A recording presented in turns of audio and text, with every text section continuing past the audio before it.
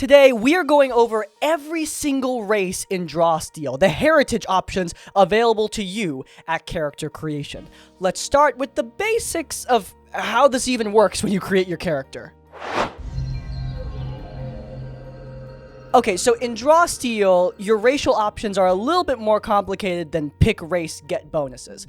You do have a guaranteed signature bonus when you pick your race. This is a bonus that every single heritage option has when picked at character creation. For example, the Revenant heritage always has tough but withered, which gives them resistance to certain damage types.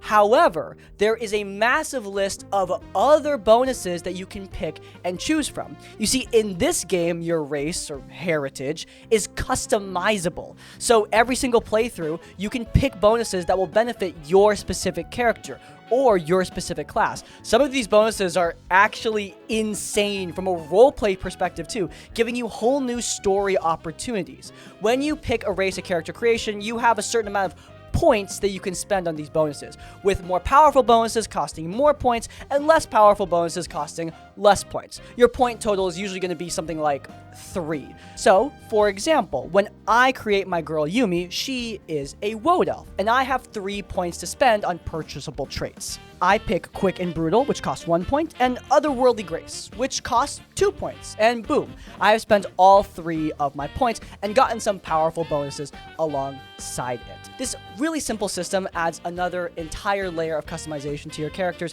and I, for one, really love it. But I know you guys aren't here for that top-down guide. You want the deets on all of the races in this game, so I think we should start in alphabetical order with the Devils.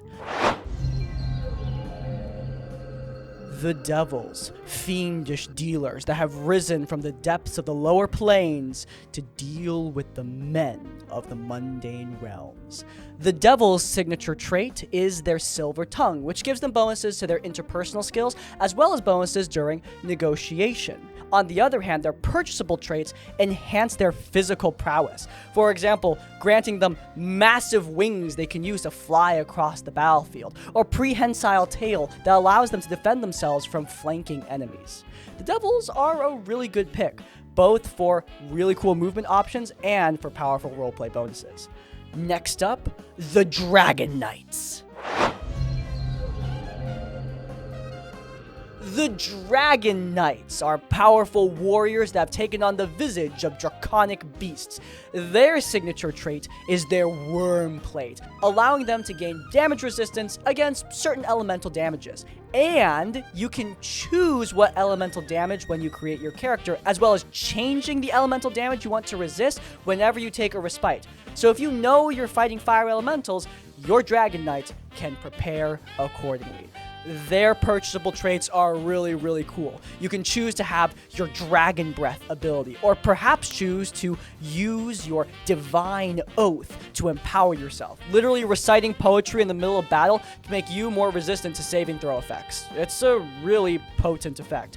Also, if you want those wings that the Devils have, don't worry. The Dragon Knights can get those too. These are some really powerful purchasable bonuses, so choose wisely when you pick a Dragon Knight. Next up, the Dwarves. The Dwarves, little men comprised entirely of rock and metal. They can literally carve runes into their body with their signature trait, Runic Carving, which gives them some runes they can put onto their skin, which gives them some bonuses. Like, for example, the Light rune allows them to turn themselves into a living light bulb, shining light in a 10 square radius, which is like, that's a lot of squares, I'm not gonna lie. You're like a little dwarven light bright. The other bonuses from the Runic Carving perk are probably more useful, but the idea of a light bright dwarf is just too funny to resist. As for your purchasable traits, dwarves can get the Spark Off Your Skin trait, which gives them some just good old-fashioned bonus health. Or they can get an Earthbending trait that allows them to sing to the rock around them and shape it to whatever form they wish. I'm not gonna lie, I'm kinda tired of dwarves that just look like dudes with beards who are short. These dwarves look menacing as hell. Rock and stone, ladies and gentlemen. Rock and stone. Next up, we have the Wode Elves. The Wode Elves are alien-looking creatures that dwell in the deepest reaches of the forest, watching for any intruders that tread upon their land. The Wode Elf signature trait is their elven glamour, which allows them to blend into forested environments. For purchasable traits, Wode Elves have a lot of mobility options, like Swift, which just gives you straight-up bonus movement speed, or Forest Walk, which allows you to skip over difficult terrain entirely. Wode Elves are a favorite of mine. I absolutely adore their design. But if you want something more, I don't know, basic, we also have the High Elves. The High Elves are the long-lived practitioners of powerful arcane magic. Their signature trait is their High Elven glamour, which allows them to gain bonuses to a lot of their interpersonal skills, allowing them to be perceived as incredibly charismatic while flirting or persuading with those around them. Their purchasable traits are really powerful. Stuff like Unstoppable Mind, which makes you entirely immune to the dazed condition. Pick this if you are playing a martial character. You will not regret it. They can also take the trait Graceful Retreat, which allows them to gain bonuses while disengaging, so that they can run away like the disgusting, filthy, elven milk drinkers that they are! The next race is the Hakaan. The Hakaan are part giant adventurers, towering, massive folks that sometimes have visions of their own death. Their signature trait is big. That's it. Is there something else you want me to say? Their purchasable traits, on the other hand, are incredibly cool. One of them is Doomsight, which makes your character completely immortal. If you die, you just crumble into rubble and reform. However, there's a catch. You and your DM need to come up with a scenario where your character is guaranteed to die. Your character has Doomsight, visions of the future. You are destined to die at a predetermined place and time, and nothing you do can stop it. Not even your death. You are doomed to die there. This is definitely a trait that will go very badly with certain problem players, but if you can work with your DM to make it work, it's well worth picking up as your purchasable trait. You could also pick other options, but come on, that's like the coolest one. What are you doing? The next race is the humans. Humans are boring.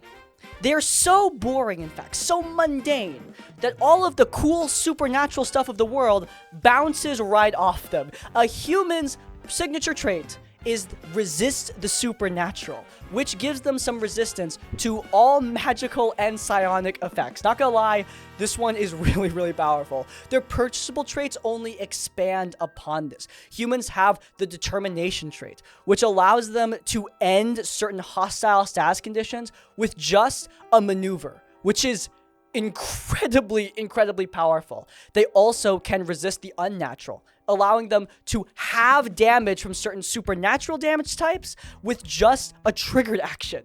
Humans in this game, I mean, they're straight up broken. And you know what? I love that for humanity.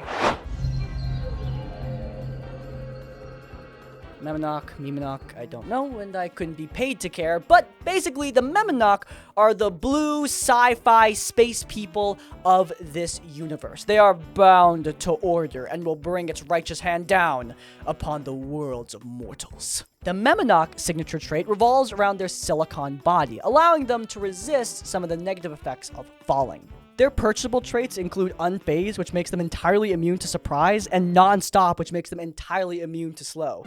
Getting rid of these sort of powerful negative status conditions can completely change the tide of a battle. So, pick wisely if you want to play a Memonek.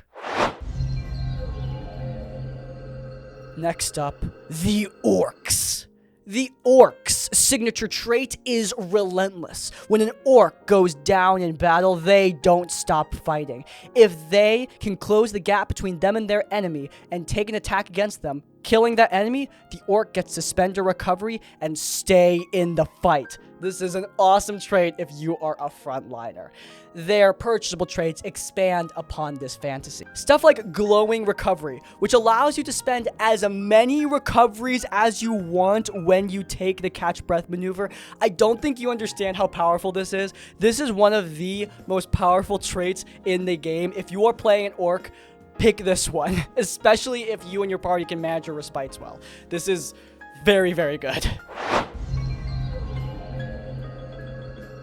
The Polders are much less bold than our orcish friends, but they are just as dangerous. They are the halfling type species in this game, but they all have access to shadow magic.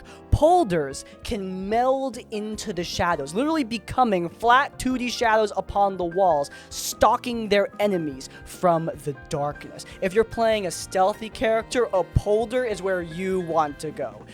Their purchasable traits give them some really powerful movement options. Stuff like Nimble Step, which means they can move faster while sneaking, and Fearless, which makes them entirely immune to the fear condition and keeps them in the fight when their allies might be running away. I usually kind of dislike halfling and gnome races in these kind of TTRPGs, but the Polder shadow magic is just way too dang cool for me to pass up on.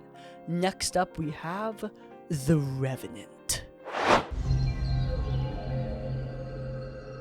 The Revenant is the edgelord race, your death knights, your undead warriors, stalking the lands of mortal kind, looking for vengeance. The undead have two signature traits, one of which is basically them inheriting some of the traits that they had in life, like their size and their speed, and the other trait, like I said earlier, is tough but withered, which gives them immunity to certain damage types.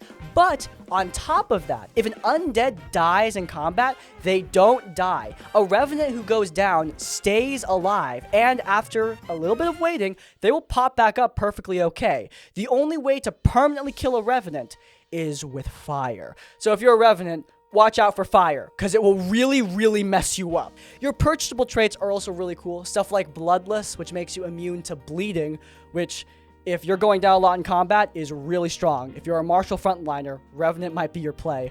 But beyond that, you also have certain traits that can make you inherit traits from your previous ancestry from when you were alive. So if you want to leech some of those powerful human traits over to your Revenant, you can totally do that with some of the purchasables on this race. It's awesome. The Time Raiders are Githyanki with leather jackets and 80s neon mohawks. No, I'm not kidding. This is actually a thing in this game. The Time Raiders' signature trait gives them some immunity to psionic damage, which is kind of mid, not gonna lie, especially compared to what we just talked about, but their purchasables are cool. You see, Time Raiders have 4 arms, and many of their purchasable traits allows them to utilize that in any sort of hand-to-hand combat, giving them lots of bonuses that are completely unavailable to other species in this game. Stuff like 4-armed athletics with bonus climbing, or 4-armed martial arts, which gives you bonuses to your grab and to your knockback. Time Raiders are a little anachronistic looking, but if you're okay with the 80s aesthetic, hell, if you just love the 80s aesthetic, you'll love the Time Raiders. Holy crap, that was a lot. But we just covered every single race in Draw Steel. What races will you guys be playing when you start up your campaign? Let me know in the comments down below. But in any case, if you guys enjoyed and you want to see more of our content, then you can check out the rest of our Draw Steel tutorials, including our entire overview of every single class in the game. It's linked up in the cards. But before you go, please do leave a like on this one and subscribe to Crispy's Academy so you don't miss any of our content as it comes out. And finally, if you want to support us directly, then our Patreon is down below. I will be releasing some Draw Steel content exclusively on that Patreon, so subscribe to get that right as it comes out. In essence, like, comment, subscribe, support. Now get out there and draw steel. On the other hand, there are purchasable traits enhance. On the other hand,